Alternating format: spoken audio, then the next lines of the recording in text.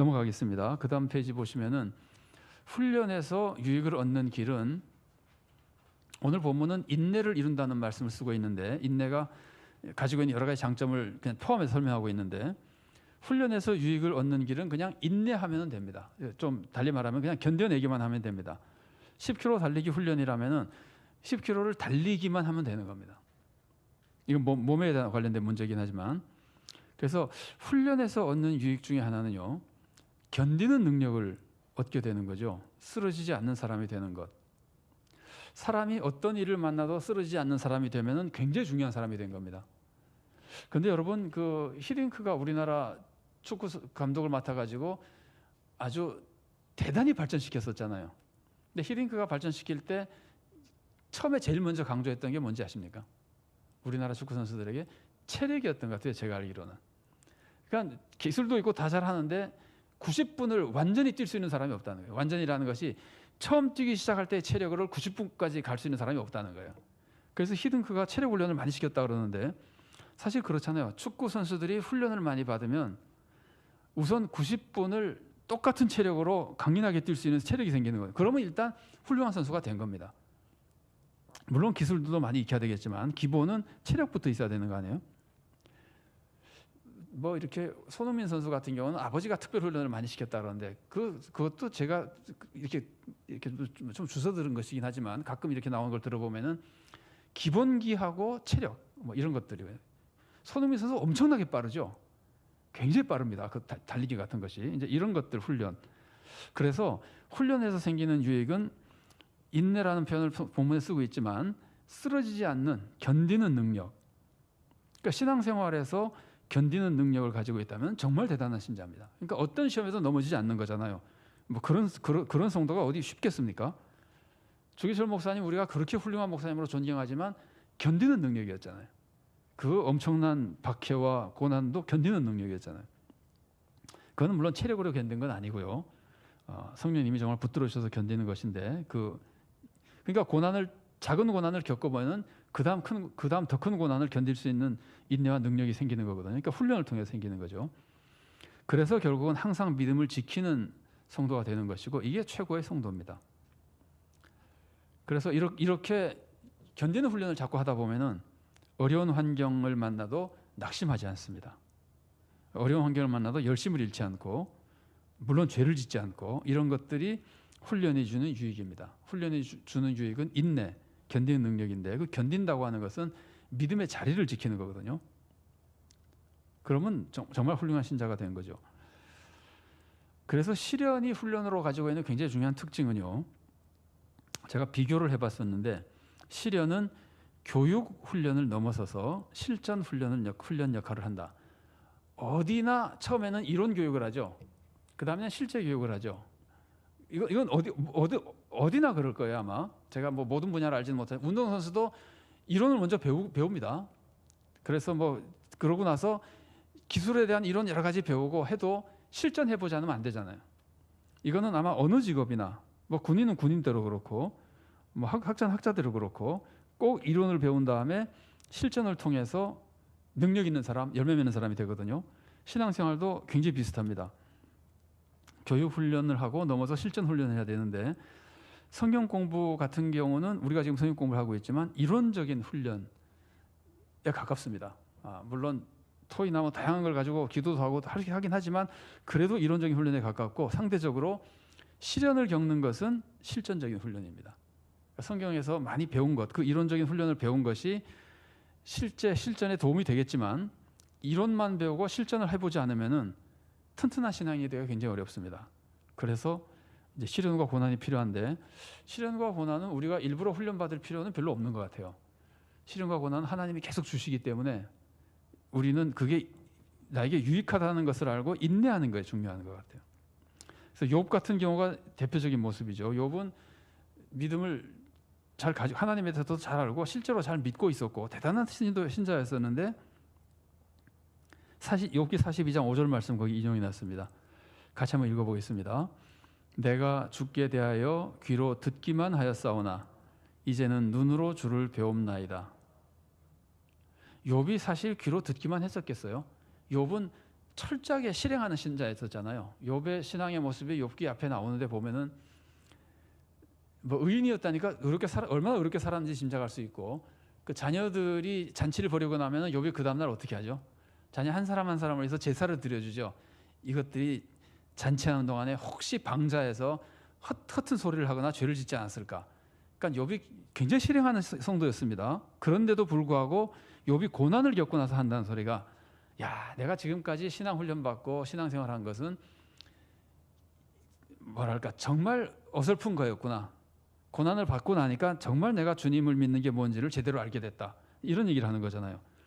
고난 받기 전에 욥의 모습이 귀로 듣기만 한 신앙 훈련, 그러니까 이론적인 신앙 훈련, 그리고 고난을 받은 후에 욥이 말하는 것이 실제적인 신앙 훈련, 이제 이렇게 욥이 표현하고 있는 것이라고 볼 수 있거든요.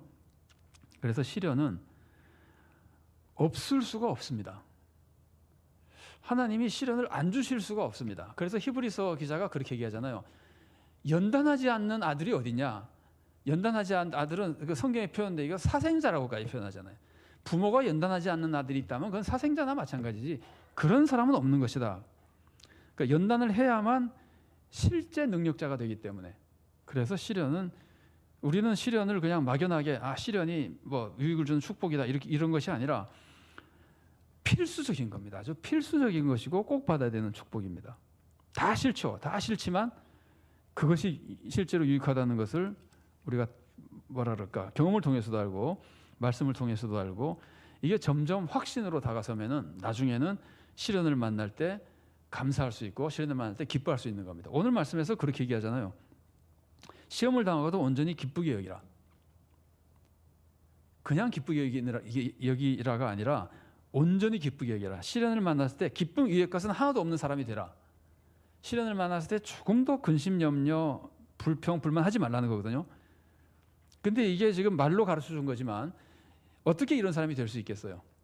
실전 훈련을 통해서 되는 겁니다. 시련을 겪을 때마다 새 은혜가 임하는 것을 알고 나면은 그 다음에는 이제 시련이 감사와 기쁨으로 맞이할 수 있게 되는 거예요. 이게 뭐 젊은 성도가 쉽게 되는 것은 아니겠죠, 그죠? 많은 연단을 겪어보고 오랜 신앙생활의 연륜을 겪어가면서 체험할 때 이제 이렇게 될 수 있다고 볼 수 있고, 체험 없이 하려면은 성령님의 충만하심 속에 이렇게 될 수 있겠죠. 자, 그 다음에 4번입니다. 반가로 4번입니다. 시련을 통해서 인내를 만드는 방법. 시련을 통해서 인내를 이루라 그러는데 어떻게 하면 인내를 이룰 수 있을까? 시련에서 계속 견뎌내면 인내를 이루는 겁니다. 물론 견뎌내는 것이 인내지만 여기서 말하는 인내는 단순히 견뎌내는 것만이 아니라 신앙이 성숙한 자리에 가자 이거거든요. 근데 그렇게 가는 것은 견뎌내야 되는데, 견뎌내기 위해서 할 것이 시련을 만날 때 가장 쉽게 빠지는 시험이 원망하는 겁니다. 이건 이스라엘 백성들 광야 생활을 생각하면 금방 알 수 있죠. 이스라엘 백성이 광야 생활하다가 어려움을 생기면 제일 먼저 나타나는 게 불평이죠. 그래서 불평하면서 하는 것이 돌아가자 그러죠. 그러다가 이제 벌 받잖아요. 그러니까 불평, 원망이 먼저 생기거든요. 그러니까 이 원망을 이겨내는 훈련을 하려면은 시험을 만났을 때 기뻐하는 훈련을 해야 되는 겁니다. 원망하는 것이 아니라. 어떻게 하면 기뻐할 수 있을까요? 이게 굉장히 힘든 일인데 그걸 보면서 어떻게 하면 기뻐할 수 있을까요? 그 힘든 것 안에 좋은 게 있다는 걸 알면 기뻐할 수 있잖아요. 좋은 것이 전혀 없다고 생각하면서 기뻐할 수는 없잖아요. 사람이 좋은 것이 있다고 생각해야 기뻐할 수 있잖아요. 그러니까 거기서 좋은 것을 봐야 되는데 그걸 보는 것이 신앙의 눈이죠. 이론 교육에서 배운 게 그거죠. 그래서 그걸 보면서 기뻐하는 훈련을 받아서 이제 실전 교육이 되는 거죠.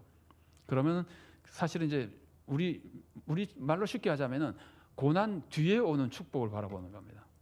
이거 고난이 끝나면은 엄청난 축복이 임할 것이다.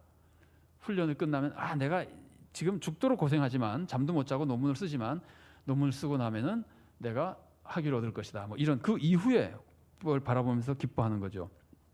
원망을 이기는 시험은 기뻐하는 겁니다. 2번.